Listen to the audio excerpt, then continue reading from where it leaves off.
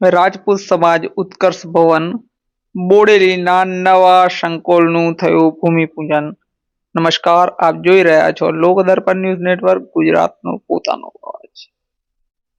રાજપૂત સમાજના નવીન ભવન શ્રી રામસિંહજી દીપસિંહજી વાંસદિયા ભવનનું ભૂમિપૂજન પરમ પૂજ્ય પ્રીતમ મુનિજી મહારાજના સાનિધ્ય તથા સમાજના મુખ્ય યજમાન પ્રદીપસિંહ વાંસદિયાના હસ્તે ખાતમુહૂર્ત કાર્યક્રમ યોજાયો હતો। આ શુભ પ્રસંગને શોભાયમાન બનાવવા સમાજના રાજકીય અગ્રણીઓ, સમાજના આગેવાનો, યુવાનો તેમજ રાજપૂત સમાજના ભાઈ બહેનો સહિત રાજપૂત સમાજની મહિલા પાંખ મોટી સંખ્યામાં હાજર રહી હતી। સમાજના ઉત્થાન માટે રાજપૂત સમાજના દાતાઓ દ્વારા આ ભૂમિપૂજનના નવનિર્માણ પામનાર ભવન માટે બાંધકામ માટે રાજપૂત સમાજના ભામાશાઓ દ્વારા લાખો રૂપિયાના દાનથી સમાજનું વિશાળ ભવન બોડેલીના વણિયાદરી ખાતે બનવા જઈ રહ્યું છે।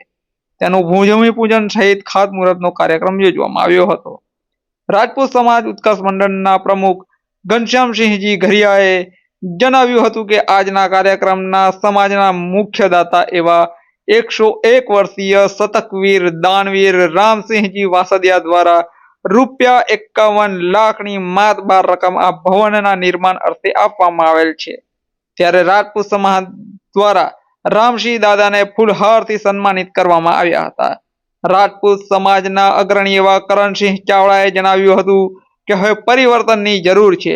સમાજના એક વ્યક્તિને સાથે લઈને ચાલવું આ એક મોટી કસોટી છે અને આજે આ કાર્યક્રમમાં સમાજમાંના જે જમીન પર બેઠા છે એ જમીનદાર છે અને જે સ્ટેજ પર બેઠા છે એ ચોકીદાર છે।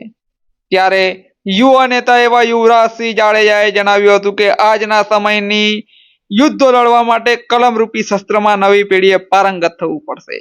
સમાજના મહિલા અગ્રણી તૃપ્તિબા રાઓલ ક્ષત્રિય મહિલાઓને જણાવ્યું હતું કે રાજપૂતાણીની મર્યાદા અને માનને લીધે જ રાજપૂતોની મૂછોનો વટ છે। એ વટ જાય ના, એ ક્ષત્રાણીએ પોતાની મર્યાદાથી સાચવવાનું છે। રાજપૂત સમાજના મુખ્ય યજમાન 101 વર્ષના અડીખમ યોદ્ધા એવા રામસિંહજી વાંસદિયા દાદાએ સમાજના ઉત્થાન માટે સમાજના સૌને આગળ આવવા માટે આહ્વાન આપ્યું હતું। વેદોના મંત્રગાન સાથે યજ્ઞ, ભૂમિપૂજન, આરતી બાદ સમાજના યુવાનો દ્વારા તલવારના અવનવા કરતબ સાથે આવેલા મહેમાનોનું ભવ્ય રાજપૂતાના શાન સાથે સ્વાગત કરવામાં આવ્યું। કાર્યક્રમમાં દરમિયાન દાનનો અસ્ખલિત પ્રવાહ ચાલુ રહ્યો। સમાજનો ખૂબ મોટો વર્ગ આજના ભૂમિપૂજન કાર્યક્રમમાં હાજર રહ્યો અને પરમ પૂજનીય સંત પ્રીતમ મુનિના આશીર્વચન સાથે અંતે સૌ સમૂહ ભોજન લઈ કાર્યક્રમ પરિપૂર્ણ કર્યો।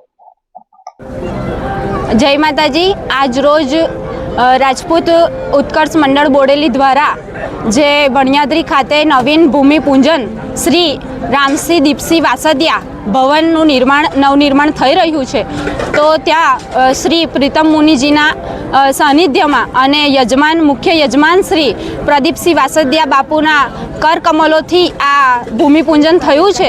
ત્યારે ખૂબ જ સમાજ માટે ગર્વનો પ્રસંગ બન્યો છે।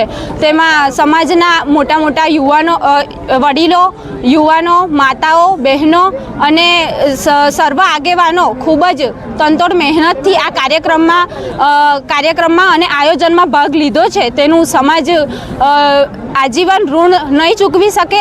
આ કાર્યક્રમમાં ઘણા જ મોટા દાતાઓએ દાન આપ્યા છે, તો એ દાતાઓ માટે કહેવું હોય તો મને કહેવાનું મન થાય કે જેમ સાડીને શોભાવવા માટે આ પાલવની જરૂર પડે છે ને, એમ આવા નવનિર્માણના કાર્ય કરવા હોય ને ત્યારે દાતાઓની જરૂર પડે છે અને એના માટે આ રાજપૂત સમાજ હંમેશા આ દાતાઓનો ઋણી રહેશે।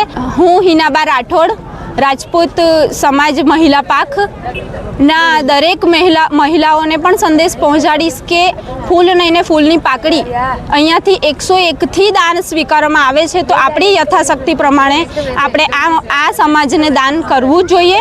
સમાજના કાર્ય માટે દાન કરવું જ જોઈએ। જય માતાજી। રાજપૂત સમાજ ઉત્કર્ષ મંડળ આજે ભૂમિપૂજનનો કાર્યક્રમ હતો। એમાં ખૂબ મોટી સંખ્યામાં રાજપૂત સમાજના ગામથી વડીલો, માતાઓ, બહેનો, યુવાનો પધાર્યા હતા।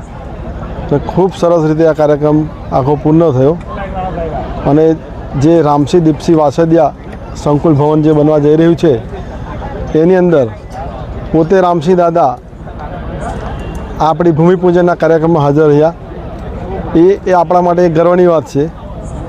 એમનો 100મા વર્ષ ચાલે છે, એની અંદર એમણે ભૂમિપૂજનમાં હાજર રહી અને કાર્યક્રમ પૂર્ણ રીતે પૂરો કર્યો હતો.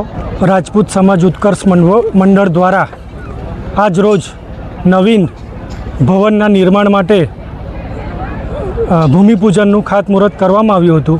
શ્રી રામસિંહજી દીપસિંહજી વાસદિયા આ કાર્યક્રમમાં પધારેલા મહાનુભાવો, રાજપૂત સમાજના ગામડે ગામડેથી આવેલા વડીલો, માતાઓ, યુવાનો, બહેનો તેમજ નામી અનામી જે પણ લોકો આવ્યા છે એમનું અમે આજે હાર્દિક સ્વાગત કર્યું.